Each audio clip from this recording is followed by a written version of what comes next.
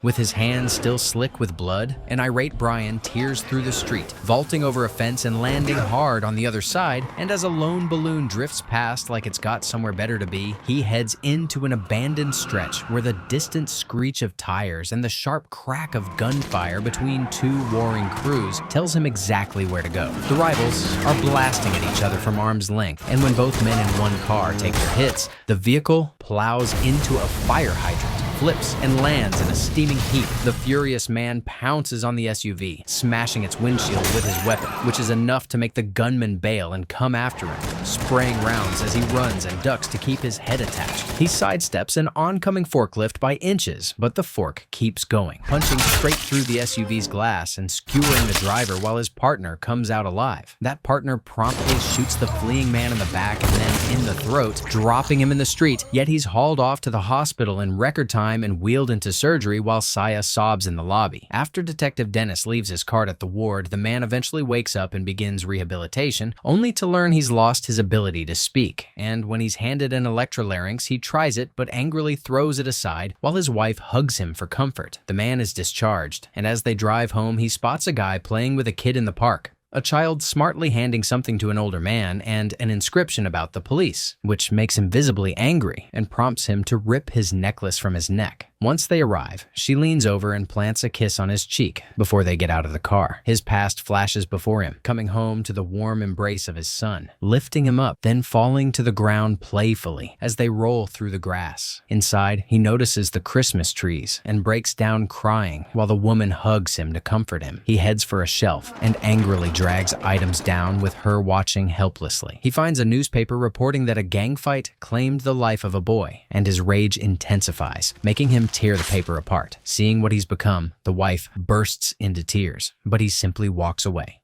The next morning, with Brian withdrawn and sipping from a glass, Saya resorts to texting him as a way of communicating, asking for her keys while he replies with a single word. With his wife away at work, he goes into his kid's room and clutches the bed sheets. And as he lies on them, he imagines holding his boy in his arms. He steps out into the yard, and while sitting on a chair, he stares off into space and recalls the day his child ran to him, dragging him to the turf to help with his bicycle that had a balloon tied to it. And when he did, Saya filmed them with a smile on her face. The gang members were chasing each other while shooting, and right by Brian's yard, a bullet struck his son even as they ducked for cover. Once the gang was gone, the couple cried in agony as they had just lost their boy. The scream from that day jolts him back to reality, leaving him almost visibly shaken. He heads to his solitude space and starts putting away the drinks he's been drowning himself in, then pulls the dusty sheet off a shelf and takes out his boy's bicycle, staring at it for a long moment before brushing the dust away. After she waits in the car for a long time, she comes inside, and of course, he's still tormenting himself over the boy's death. She texts him to reassure him that she misses their son too, but with her watching, he simply reads the message, tosses the phone aside, and goes back to handling the bicycle. Unable to take it anymore, she reaches for Detective Dennis's card. It's Brian, who ends up visiting the detective, and while he waits for the man, a large board showing Las Palomas' most wanted men catches his attention. He pulls out his phone to capture the list, and in the middle of snapping away, he spots the face of the man who shot him. As the detective nears his office, he catches sight of the scorned visitor walking off without a word. Back home, the gang leader's photo is now printed and pinned to his board alongside other suspects from the crew and a drone shot of a certain location. He marks a date on his calendar for when he plans to strike one of them, sets his pendulum swinging like a slow countdown, then starts exercising to get himself back in shape. He watches videos on how to use a blade in a fist fight and walk away the winner, then takes the moves to a dummy, hitting it again and again as he keeps at it. Saya watches from a distance, shaking her head in sadness, yet he ignores her entirely, powering through sit-ups and kettlebell lifts, working through the pain. He buys an abandoned Lamborghini and begins rebuilding it to his own liking, welding rails around the frame and tucking small compartments into the doors. Watching this unfold, Saya can't hold back her tears any longer. Soon he's at a shooting range, honing his aim with the help of the guide, then leaving with a pump-action shotgun. While mastering it, he listens in on police dispatch calls, sending units to crime scenes where shootings have just gone down. Later that day, after a long hug from his crying wife, she packs her things and leaves the house, while he just watches, without making any move to stop her or showing any sign of remorse. He steps into his practice space and goes at a human dummy, putting everything he's learned into each move and stabbing it in the face, then heads out to work on his driving, spending the day running back and forth on a tarred turf while trying to drift, though he still can't get the result he's after. Months later, he takes up a vantage spot and begins monitoring the bad guys through a camera, snapping pictures, and keeping track of their movements. And he's now more driven than ever to stay in shape, exercising without pain this time, and letting the images of the gang members push him to go harder. Back at the tarred turf, he works on his speed driving again, drifting cleanly around a caravan and safety cones without hitting them like before, and a smile spreads across his face after a flawless run as he heads for the shooting range to keep sharpening his skills. At a mall entrance, he spots a little boy and instantly sees his late son in him, a wave of emotion rising as he hugs the child tightly, almost to the point of tears. But the boy's mother comes over and takes her child away from the stranger. As he walks off, he gets a text from Zaya asking how he's been, but he ignores it. Standing by his car, he catches sight of some gang members, but it's the appearance of the gang leader, the one who shot him, that truly stirs his anger. The man is surrounded by kids laughing and playing with them, and the sight makes Brian pull out his dagger, ready to strike, but he rethinks it and slides the weapon back into place as he watches his enemy climb into his car. While he's looking, a gang member and the boss's girl bump into him, and the guy floors Brian without a second thought. The boss's girl cracks open a can and dumps it all over him like he's yesterday's trash, then strolls off to meet the boss. Back home, he works out his frustration on the dummy, shanking it over and over and laying into it with punches, before whipping a knife at the gang leader's mugshot on the wall. He slips into a house through the window, finds one of his targets, and smacks him in the face with his weapon, sending the guy crashing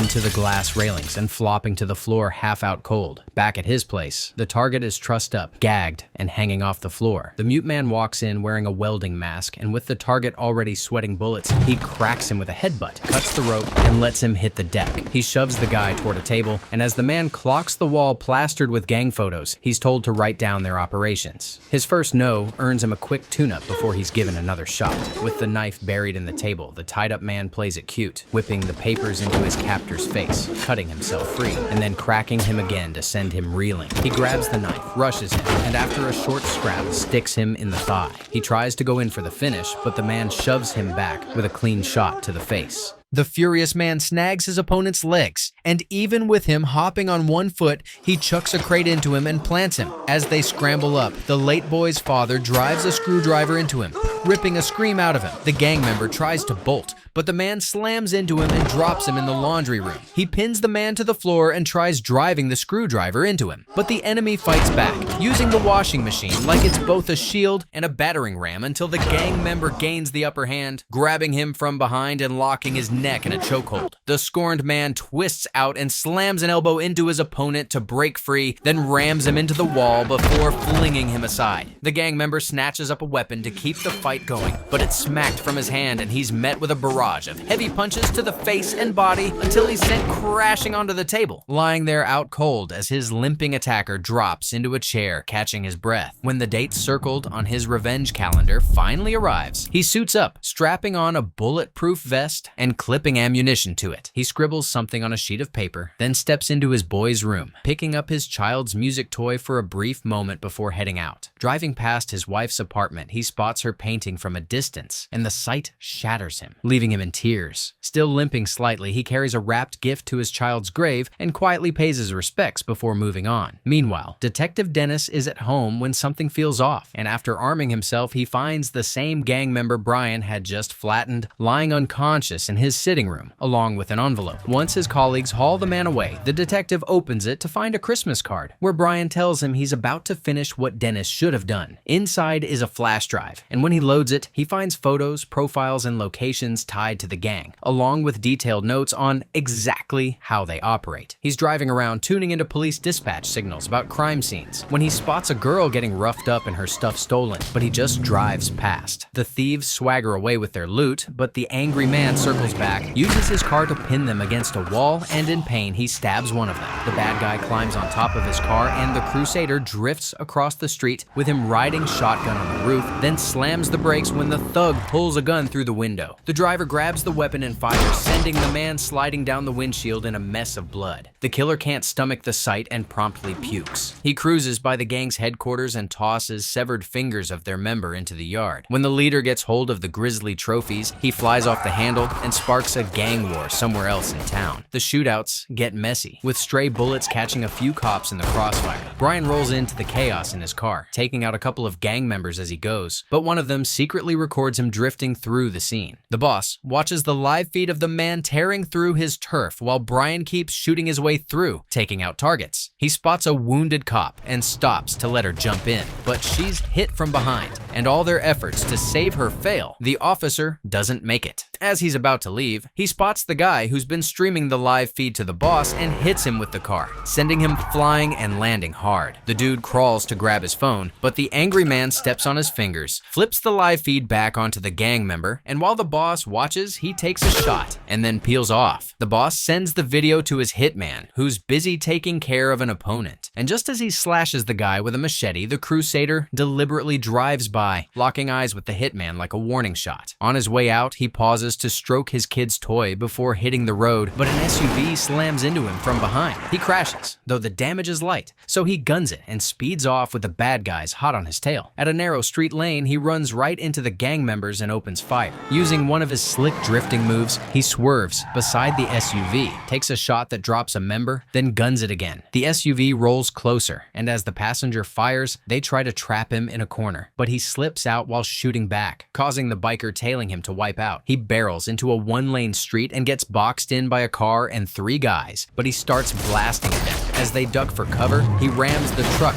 blocking the way, trying to shove it out with his car. The SUV catches up, opens fire, and crashes into him, forcing the truck to budge. Only after the Brian nails the shooter hanging off the back of the truck. The chase keeps going until the SUV accidentally crashes head-on into a van. The man on a mission drives off, but the biker stays glued to his tail, shooting while closing in. The biker leans over to shoot through the window, but the man grabs his hand, wrestling to throw off the shots, then knocks him clean off the bike. As the biker clings to the car door, barely hanging on, the driver sideswipes a roadside pillar, smashing the biker into it. The hitman struggles to crawl out of his flipped car, injured and bleeding. Nearby, Detective Dennis listens to police reports over the radio while going through the files the Crusader handed him. Back at headquarters, the boss finds his sleeping girlfriend and wakes her with an Meanwhile, the man takes a breather to regroup, then picks up a phone recovered from one of the men he took down. He scrolls through messages from the boss calling everyone to the base. Fired up for more action, he flips his coat over his shoulder, hops on a bike, and rides off.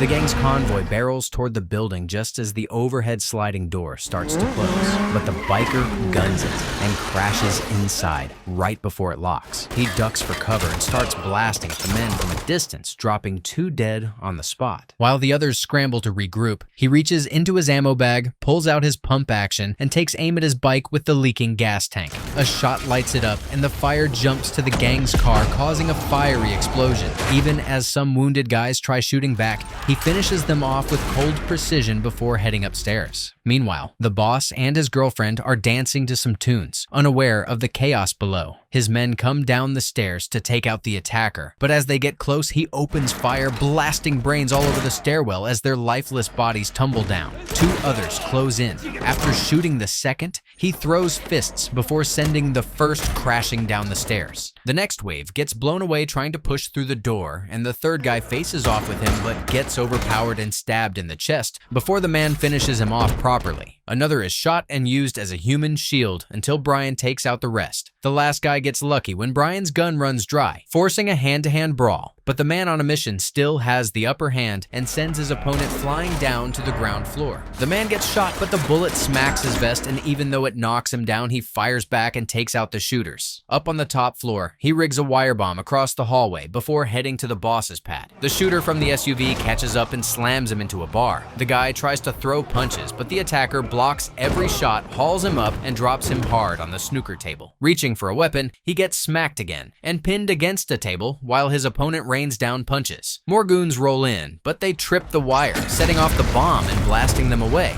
The blast throws the bad guys off their game, giving the fighter a shot. He kicks low and cracks a bottle on the attacker's head. He fires a couple rounds, but when the clip runs dry, he switches to stabbing and lands a jab on the shoulder. The opponent's no quitter. He grabs him tight, and they crash through a rickety wooden barricade. The man takes a hit, but slices the attacker's arm, who then spins, grabs him again, and slams them both into another spot. Detective Dennis creeps up, tense as hell, and the two scramble for a gun. The shooter's quicker on the draw and fires while the man ducks for cover. He's hit and drops his piece, but fights back hard, pushing the attacker off. He charges, but the guy grabs him, almost squats down, and blasts upward, blowing his brains out. The cop gets caught and almost takes a bullet, but ducks just in time, firing back and taking down the attackers. 3 more men rush him aggressively, but he keeps shooting and drops them one by one. Moving deeper into the building, he comes face to face with the civilian, and after a tense standoff with guns pointed, they lower their weapons and tame up. The boss's girlfriend shows up and fires at them, but the 2 men dive for cover. The scorned man shoots back, but gets hit and falls, crawling to the other side. The officer tries to shoot, but gets slapped on the arm, forcing him to hide too. After getting the nod from the cop, the crawling man finds a gun and sneaks behind the boss's girlfriend, aiming it at her head. For some reason, he won't pull the trigger, but she pulls her own gun and fires 2 rounds into him, then fires 2 more into the struggling officer. Fueled by rage, the angry man finds strength and shoots her, taking her out.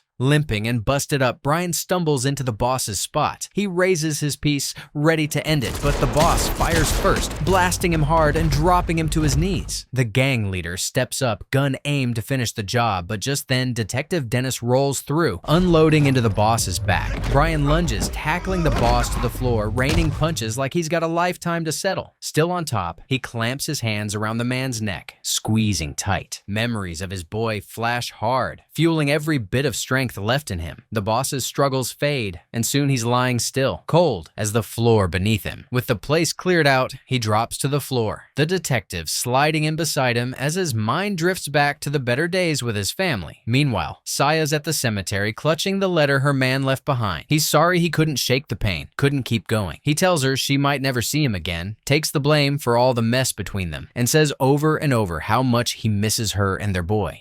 For those of you who watched until the end, of course, it was a Ford and not a Lambo, but it'll be funny to read the comments. What do you think? Is it really right to take justice into your own hands like the hero in the movie? I'm curious about your opinion, because that's a really tough decision. Thank you for watching and supporting. See you in the next one.